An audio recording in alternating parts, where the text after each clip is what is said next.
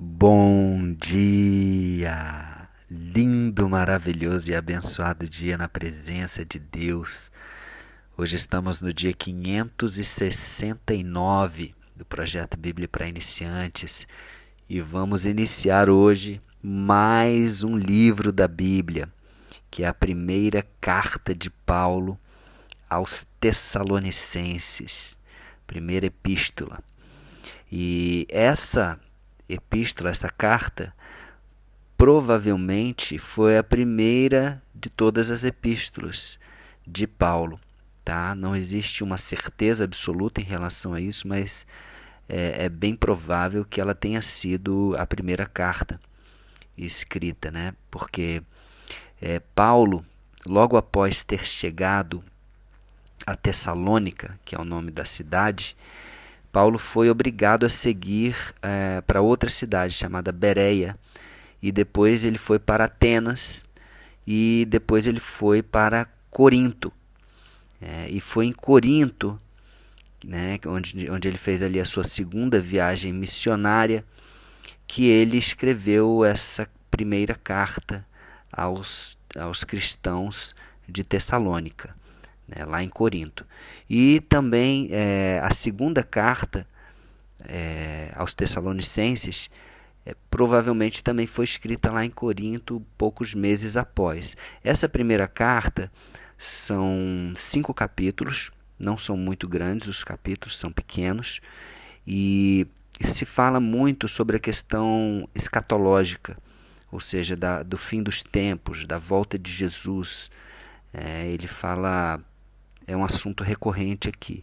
E a segunda carta, ele vem esclarecer algumas coisas referentes a essa primeira carta. A segunda carta é bem menor, inclusive, são apenas 3 capítulos, ainda menores, e é como se fosse um complemento dessa primeira carta. Então vamos lá, vamos começar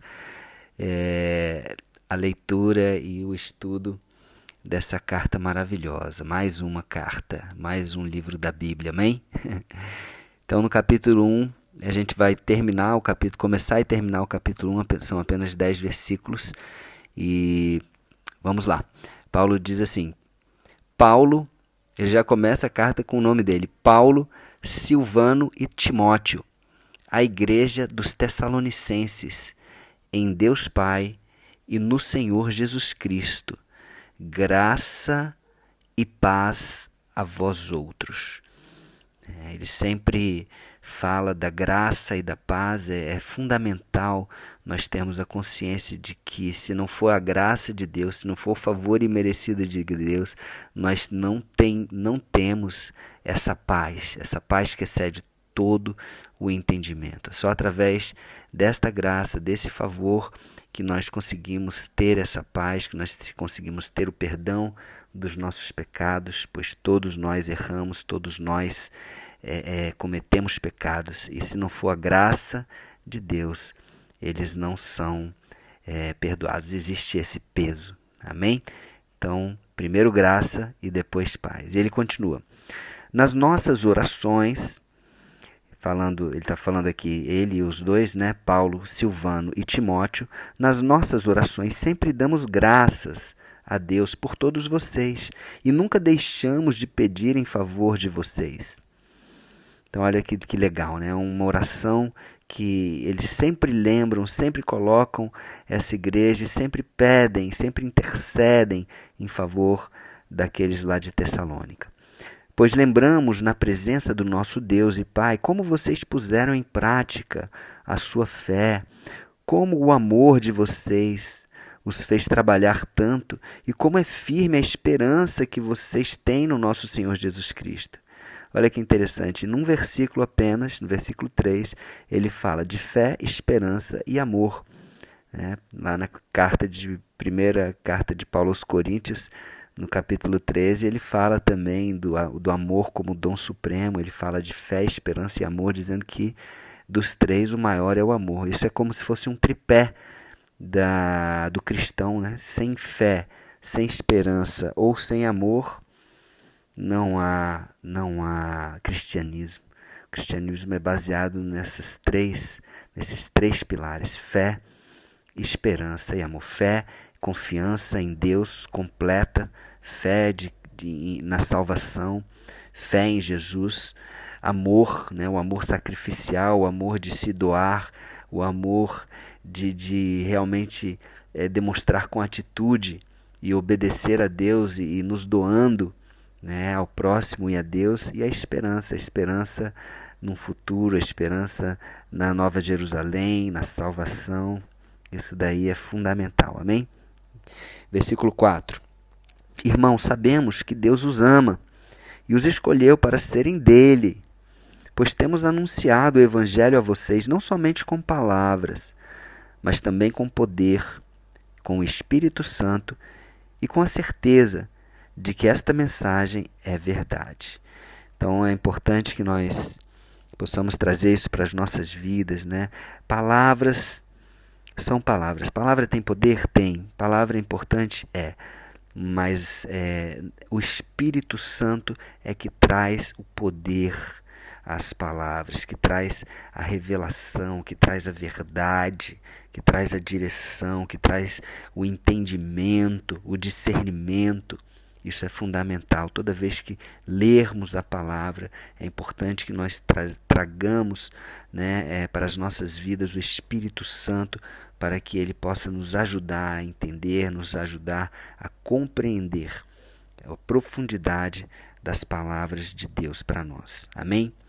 E é dessa forma que eles pregaram para aqueles, né? Paulo levou a palavra pessoalmente, diferente da igreja lá em Colossos, né? Que ele não havia pregado pessoalmente, mas aqui sim, ele havia passado por lá, ele havia pregado pessoalmente e iniciado essa igreja lá de Tessalônica. E continuando, vocês sabem de que maneira nos comportamos no meio de vocês, para o próprio bem de vocês, e vocês seguiram o nosso exemplo, e o exemplo também do Senhor Jesus Cristo. Olha só, o que é ser cristão? É seguir o modelo de Jesus. Então, se você é um bom cristão, as pessoas podem imitar a você. Sabe por quê? Porque você também já imita a Jesus. O próprio Paulo fala em outra ocasião, fala, sejam meus imitadores, assim como eu sou de Cristo. E às vezes nós precisamos de uma referência um pouco mais perto de nós, mais palpável, para que nós possamos entender, aplicar na prática nas nossas vidas. E que eu e você possamos ser verdadeiros imitadores de Jesus, assim como Paulo, assim como Silvano, assim como Timóteo. Amém? Continuando, embora tenham sofrido muito, vocês receberam a mensagem com aquela alegria que vem do Espírito Santo. Olha que legal. Em outra passagem também diz, né, tende por motivo de toda a alegria passar por várias provações. Então não quer dizer que a gente que recebe a Deus, que recebe a palavra, o Espírito Santo, nós não vamos ter mais sofrimentos, nós não vamos ter mais tribulações ou provações. Teremos. Aqui ele inclusive fala, né, embora tenham sofrido muito, embora tenham passado por provações, por tribulações, vocês receberam a mensagem com aquela alegria que vem do Espírito Santo. Então essa alegria, ela é independente, pode ter pandemia, pode ter Covid, pode ter uma série de notícias ruins, mas essa alegria vem de Deus e ninguém pode tirar essa alegria de nós, amém? Então, às vezes as pessoas olham e falam, por que essa pessoa tem essa alegria, tem essa coisa diferente? É Espírito Santo nas nossas vidas. Amém? Versículo 7. Desse modo, vocês se tornaram um exemplo para todos os cristãos das províncias da Macedônia e da Acaia. Olha que legal, exemplos. Assim como Paulo imitava Cristo, eles imitavam Paulo, imitavam Cristo e estão como exemplos de cristão, assim como nós devemos ser também. Versículo 8. Pois a mensagem a respeito do Senhor partiu de vocês e se espalhou pela Macedônia e pela Acaia, e as notícias sobre a fé que vocês têm em Deus chegaram a todos os lugares. Portanto, sobre isso não é preciso falarmos mais nada. Todas as pessoas desses lugares falam da vossa visita a vocês, da nossa visita a vocês, e contam como vocês nos receberam bem e como vocês deixaram os ídolos. Era um povo que adorava muitos ídolos, né? A maior parte das pessoas de Tessalônica eram gregos que tinham muitos deuses, tinha muita idolatria lá. Eles deixaram de adorar esses ídolos para seguir e servir ao Deus vivo, o Deus verdadeiro. Amém? E o último versículo aqui. Essas pessoas contam também como vocês estão esperando que Jesus, o Filho de Deus, a quem Deus ressuscitou, volte do céu. Esse Jesus que nos salva do castigo divino que está para vir. Como eu falei, essa carta fala um pouco da escatologia, da volta de Jesus. E já que no último versículo do primeiro capítulo, ele fecha falando isso, que eles estão esperando. E aí Paulo vai trazer um pouquinho de uma explicação aqui a respeito dessa volta, a qual tanto eles esperam, e tanto nós, como cristãos, esperamos a volta do nosso Senhor Jesus Cristo. Amém? Então ficamos por aqui hoje, vamos orar. Senhor Deus, obrigado, Pai. Obrigado por mais uma carta, obrigado por mais um livro da Bíblia, obrigado por esta palavra. E pedimos, Pai, Espírito Santo, vem sobre as nossas vidas, trazendo entendimento, trazendo alegria, trazendo discernimento, revelação, para que nós possamos cumprir a Tua boa, agradável e perfeita vontade. Senhor, muito obrigado pelo Espírito Santo que agiu sobre a vida de Paulo para escrever essa carta para aquela igreja, mas não só para aquela igreja, para as nossas vidas também. Nós aceitamos o Senhor Jesus como o nosso único e suficiente Senhor e Salvador das nossas vidas. Amém?